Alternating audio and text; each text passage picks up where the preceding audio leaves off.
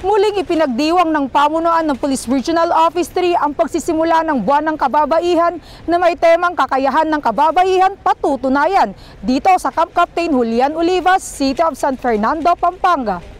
Pinangunahan ng buong kaganapan ng ama ng Police Regional Office 3, Police Brigadier General Jose Santiago Hidalgo Jr., Regional Director. Naging panauhing pandangal si Honorable Florida P. Robes, Representative Lone District ng City of San Jose del Monte, Bulacan, na kung saan malugod ang pagtanggap ng mga pulisya sa nasabing selebrasyon. Noong 1994, ginanap ang Miss Universe dito sa Pilipinas, kung saan itinatanong sa final question, what is the essence of being a woman?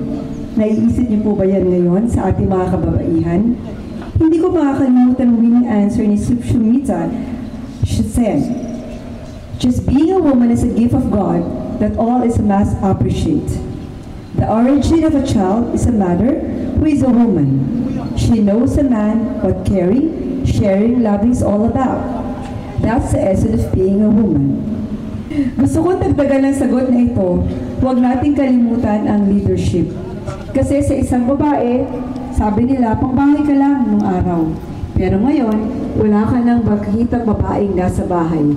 Lahat ay partner, lahat ay katulong, lahat ay ehemplo, lahat ay may liderato.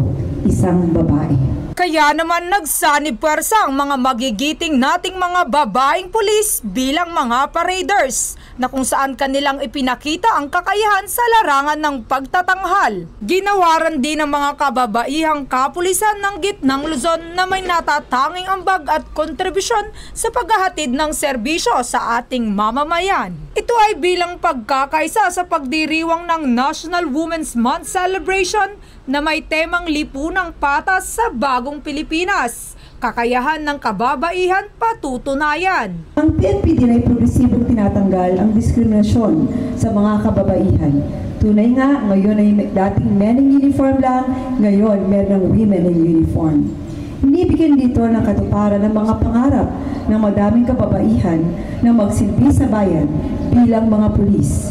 Noong 2022, PNP welcomed its first ever all-women recruit class.